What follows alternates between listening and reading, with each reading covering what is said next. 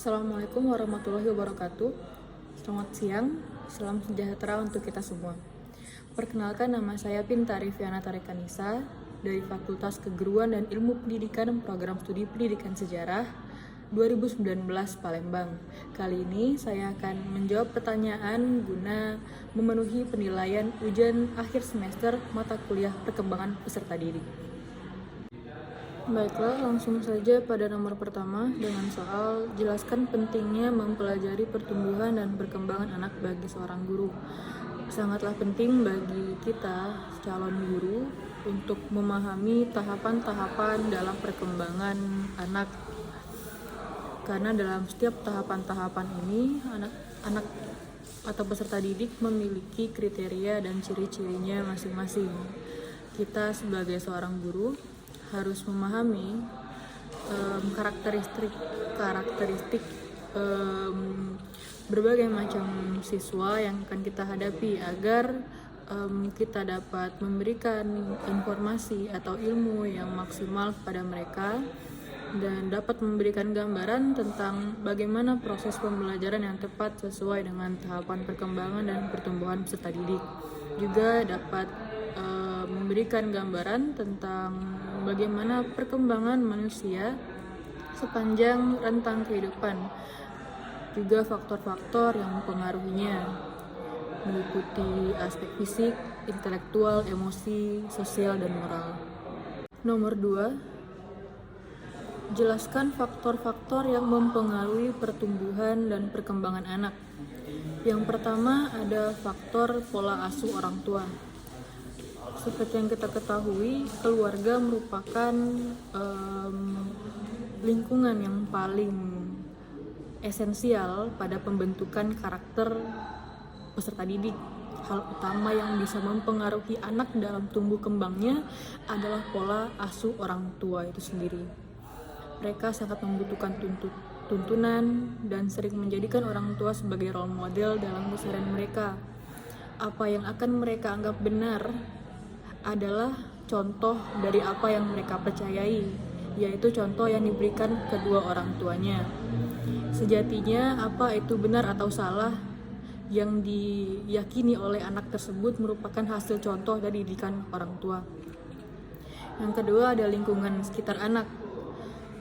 Selain faktor keluarga dan pola asuh orang tua, ada juga lingkungan sekitar anak, di mana anak bermain, dengan siapa dia bergaul, itu sangatlah penting dalam proses pembentukan dan karakteristik si anak. Yang ketiga, ini merupakan faktor internal ya, yaitu nutrisi dan gizi yang diberikan. Makanan-makanan yang dimakan oleh anak, apa yang dikandungnya, itu sangat berpengaruh dalam tumbuh kembang anak. Apapun yang mereka makan, pastikan berasal dari makanan sehat. Kalau memang mereka tergolong susah untuk makan buah dan sayur, bisa kita olah dengan menu-menu yang lain. Nomor 3, mengenai hakikat pengalaman belajar anak. Pengalaman belajar itu merupakan aktivitas dari peserta didik yang dilakukan untuk mendapatkan informasi dan kompetensi baru sesuai dengan tujuan yang hendak ia capai. Menurut Jean Piaget, bahwa pengalaman belajar setiap individu memiliki proses pembentukan yang berbeda-beda.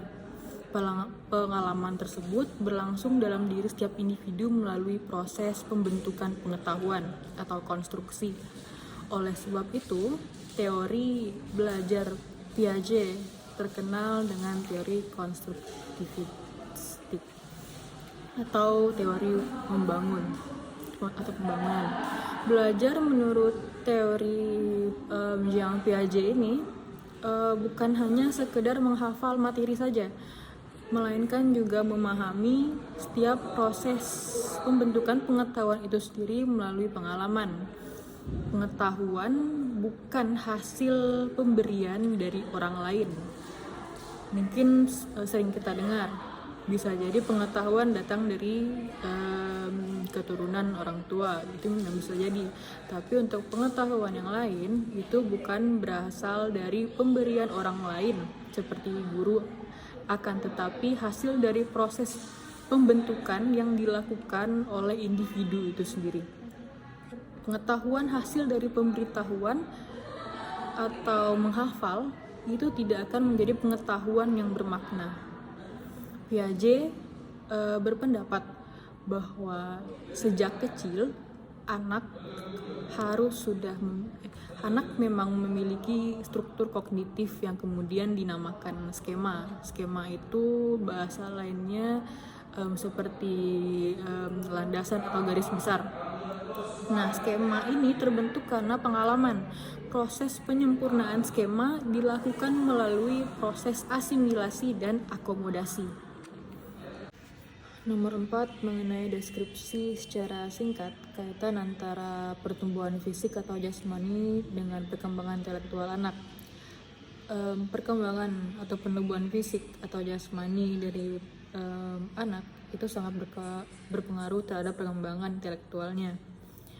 Pasalnya, seseorang mengalami pertumbuhan fisik dan perkembangan intelektual sejalan dengan bertambahnya usia serta pengalaman.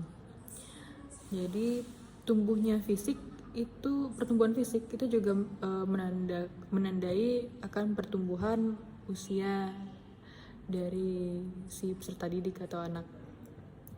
Nah, pertumbuhan fisik terjadi sangat cepat pada usia-usia muda, terutama anak-anak dan remaja. Pertumbuhan fisik ini akan menunjang aktivitas-aktivitas apa saja yang dapat dilakukan oleh si anak. Di sini perubahan yang paling tampak itu terjadi baik mempengaruhi fisik dan intelektual. Pertumbuhan fisik dipengaruhi oleh banyak faktor, terutama makanan dan juga lingkungan. Perkembangan intelektual juga dipengaruhi banyak faktor yang berasal dari lingkungan tempat tinggal individu tersebut. Terjadinya kelainan dalam pertumbuhan fisik tentu juga mempengaruhi perkembangan intelektual seorang. Terjadinya kelainan tersebut bisa terjadi akibat dari malnutrisi saat dikandung atau sebagainya. Ketidakpercayaan diri dari orang-orang atau anak-anak yang mengidap pertumbuhan fisik yang berkelainan ini dapat menyebabkan si anak mengalami masalah dalam emosi dan juga intelektualnya. Pasalnya, ketidakpercayaan diri yang muncul atas fisiknya yang berbeda dari anak-anak lain dapat membuat dirinya menjadi tertutup dan sulit mengembangkan kemampuan intelektual yang dimilikinya. Padahal belum tentu seseorang yang memiliki fisik bagus juga memiliki kemampuan intelek yang tinggi. Nah, lalu bagaimana caranya agar anak-anak berkebutuhan khusus seperti itu mendapatkan atau dapat mengembangkan kemampuannya secara maksimal seperti anak lain? Yaitu dengan memberikannya dorongan motivasi agar si anak menjadi lebih percaya diri dalam menghadapi kehidupan sehari-harinya.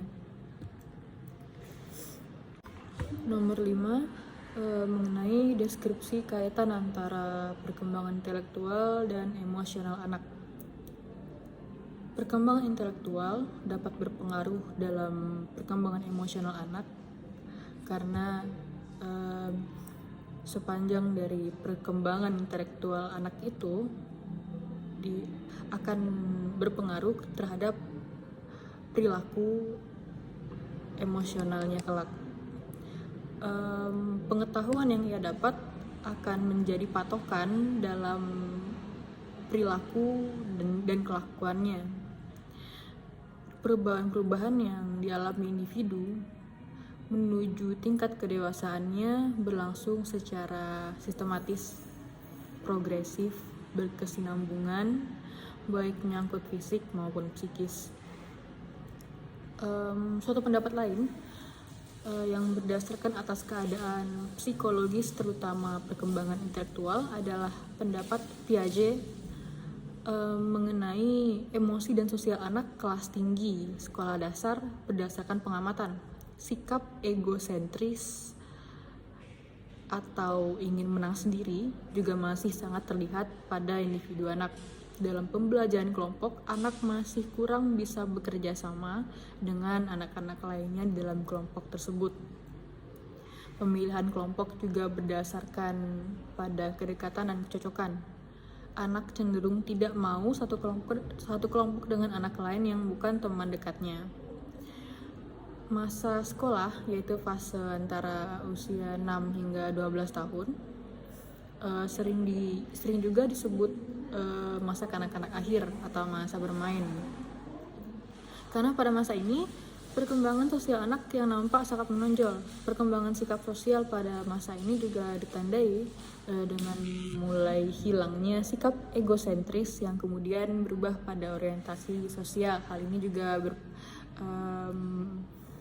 juga berpengaruh karena perubahan intelektual yang terjadi pada si anak. Baiklah, untuk nomor 6, deskripsi secara singkat kaitan antara perkembangan bahasa dan kemampuan bicara anak. Menurut psikolog Jean Piaget, ia berpendapat bahwa perkembangan kognitif anak mempengaruhi bahasa yang ia gunakan. Semakin tinggi kemampuan kognitifnya, maka semakin tinggi pula bahasa yang ia gunakan atau kemampuannya dalam menyerap bahasa-bahasa yang ia baca pada keseharian. Oleh karena itu, segala sesuatu yang berada di dalam kognitif setiap anak akan mempengaruhi pelabelan atau cara penyebutan suatu objek. Hubungan antara bahasa dan kognitifnya terletak pada pemikiran bahwasannya bahasa merupakan atau mempengaruhi pandangan anak terhadap dunia. Semakin banyak makna yang ia ketahui, maka semakin luas wawasannya. Baiklah, untuk nomor 7, jelaskan dengan bahasa saya sendiri tentang perbedaan istilah kebutuhan, dorongan, dan motif. Lalu sebutkan contoh dari masing-masing istilah tersebut. Menurut saya, yang dimaksud dengan kebutuhan itu segala hal yang diperlukan manusia untuk bertahan hidup, seperti makanan, pakaian, tempat tinggal, dan kebutuhan biologis untuk melanjutkan keturunan. Lalu ada lagi motif. Motif itu menurut saya merupakan alasan dari suatu tindakan, pola atau alasan seperti itu. Contohnya seperti motif dari perilaku seseorang, misal dia mencuri atau membantu orang lain, orang yang baru saja dia kenal dengan motif tertentu seperti rasa empati, atau yang tadi untuk contoh si pencuri itu karena adanya kebutuhan ekonomi yang mendesak. Lalu yang ketiga ada dorongan. Dorongan merupakan hal yang merangsang pada suatu perilaku. Seperti contohnya ada hal yang merangsang kita untuk tetap belajar walaupun dirasa-rasa makin hari makin monoton, namun ada saja dorongan yang merangsang kita untuk melanjutkan pembelajaran. Baiklah, yang terakhir nomor 8, bagaimanakah ciri perkembangan sosial pada masa remaja anak? Perkembangan sosial pada masa remaja anak dapat dilihat dari 2 ciri. Yang pertama itu dari teman sebayanya yang berjenis kelamin sama maupun berbeda, dan yang kedua adalah keinginan untuk berpisah atau memisahkan diri dari orang tua. Dalam arti kata seperti ingin tinggal sendiri dan sebagainya. Yang pertama ada kelompok teman sebaya. Perkembangan pada masa pubertas berhubungan dengan pemasakan seksual yang akhirnya mengakibatkan suatu perubahan dalam perkembangan sosial. Sebelum memasuki masa remaja, biasanya anak sudah mampu menjalin hubungan yang erat dengan teman sebaya. Seiring dengan itu juga timbul kelompok anak-anak untuk bermain bersama atau membuat rencana bersama. Sifat yang khas dari kelompok-kelompok anak-anak sebelum pubertas adalah bahwa kelompok ini terdiri dari beberapa jenis kelamin yang sama. Persamaan seks ini dapat membantu timbulnya identitas jenis kelamin dan yang berhubungan dengan perasaan identifikasi.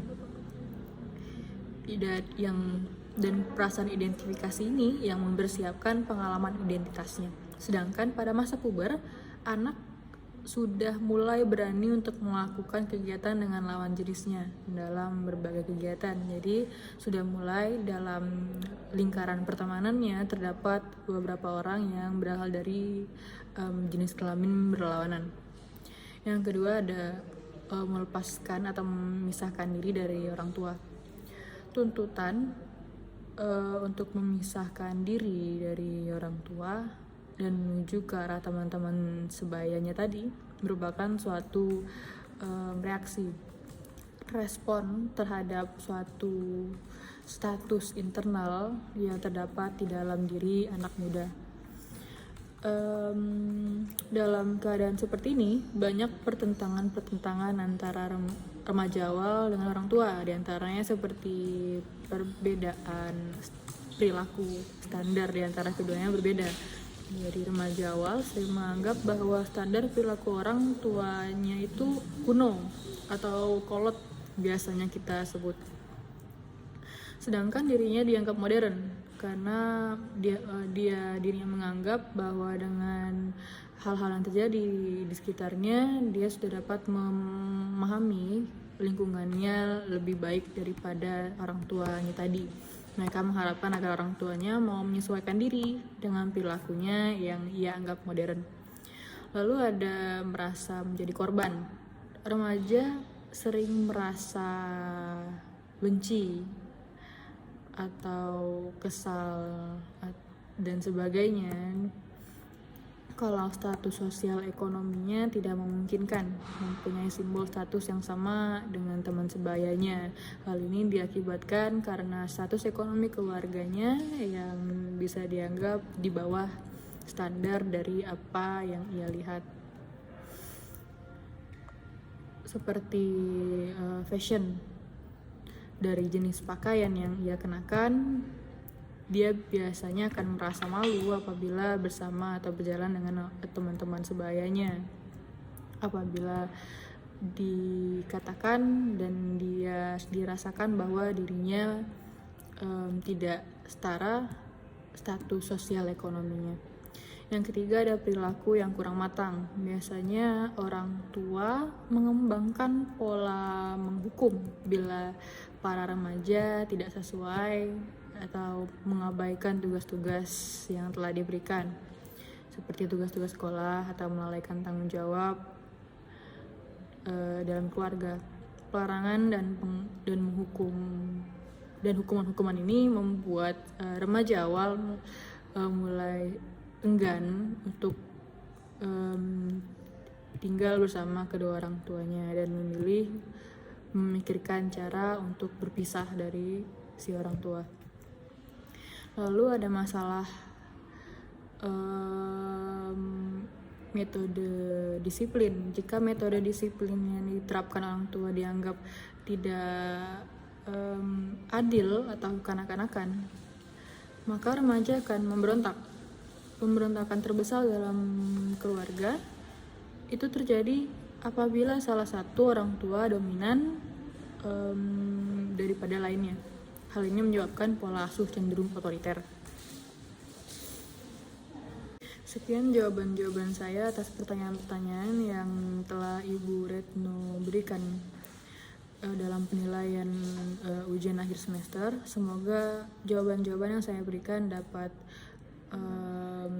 diterima dan sesuai dengan pertanyaan yang Ibu berikan. Kalau begitu saya tutup saja, saya akhiri. Selamat siang untuk kita semua. Wassalamualaikum warahmatullahi wabarakatuh.